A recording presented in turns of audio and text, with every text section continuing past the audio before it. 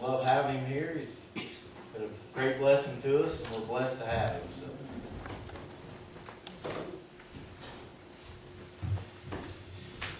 It costs me a lot to get people to talk to you about him like that.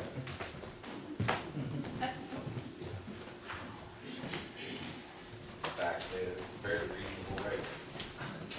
No, these kids love that too. You know, we talk very often about consequences.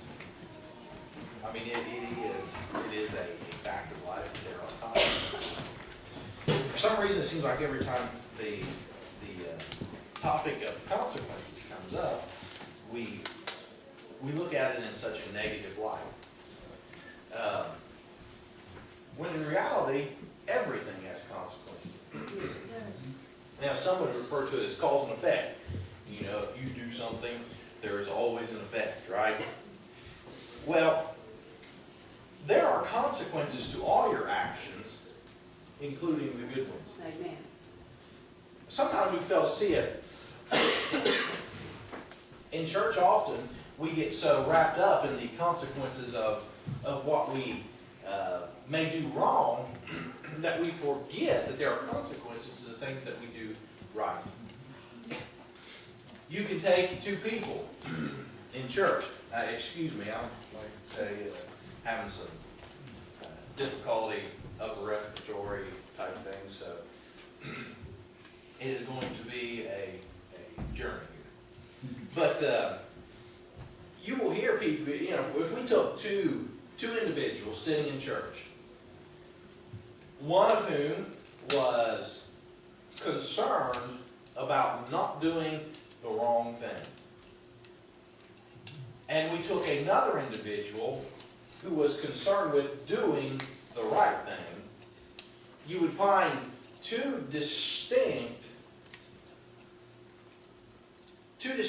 types of, let me think of the word, results from those results. That was a hard one to come up with. But you would find two very different results.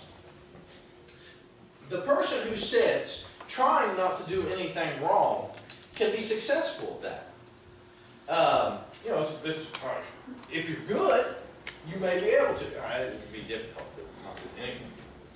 But if you set out to do that, maybe you're successful. So in the end, what you have done is you have kept yourself from doing the wrong thing. In doing so, you have kept a single life where it needed to be. Now, in turn, by doing the right thing, which does consist of keeping away from the wrong things, but also means that when the opportunity comes up for you to do good to someone else, you do that. Now, you've not just kept your life in check, but you've enriched the life of someone else. Yes. Yeah, amen. Now, if we read the Bible, we find out there is consequences to doing the right thing. One of the stories that come to my mind, we'll see how many we get through here. One of the stories that come to my mind was a story of a guy by the name of Paul. He had a partner named Silas. If you've been to church very much, you will probably be familiar with this story. If not, it's a great story to hear. So we'll tell it again. Paul had done something awful. I mean, he had just done something terrible. He helped somebody. He did. That's what he done. There was this a person who had been possessed by a demon, right? And was telling fortunes. So Paul cast the demons out of him. Well, now the problem is when he done something good for this person, there were some other people who really didn't like it. Because that was how they were getting their income. They, pay me money, she'll tell your fortune, right? So, they weren't very happy. Big stir, caused a big stir.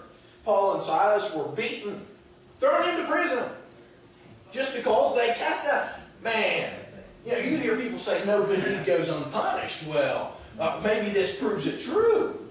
Look what they done for this girl, and here they were in prison. Isn't that terrible? Look at the consequences to doing something good, right? Ain't that terrible? So bad things must happen when you do good things, right? Yes. but not true. Well, sometimes something bad may happen.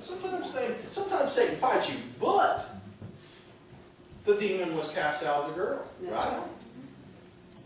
So now they've enriched another life while they're in prison.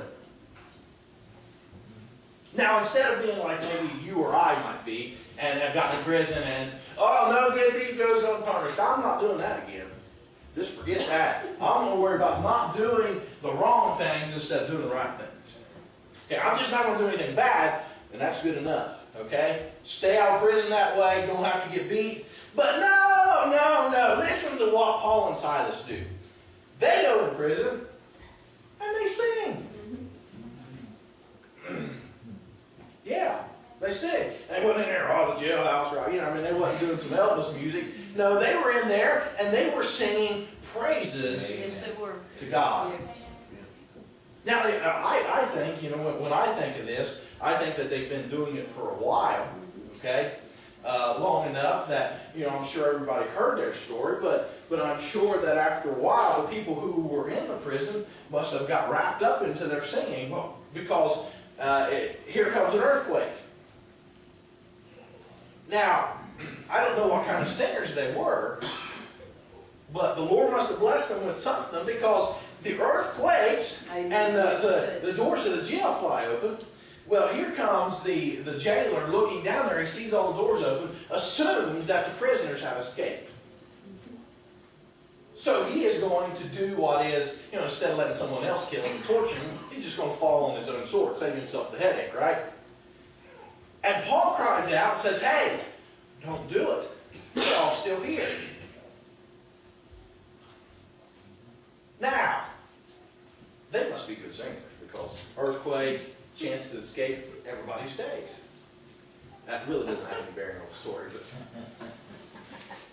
But here they were in this prison after casting out a demon, helping someone, being beaten, thrown in prison.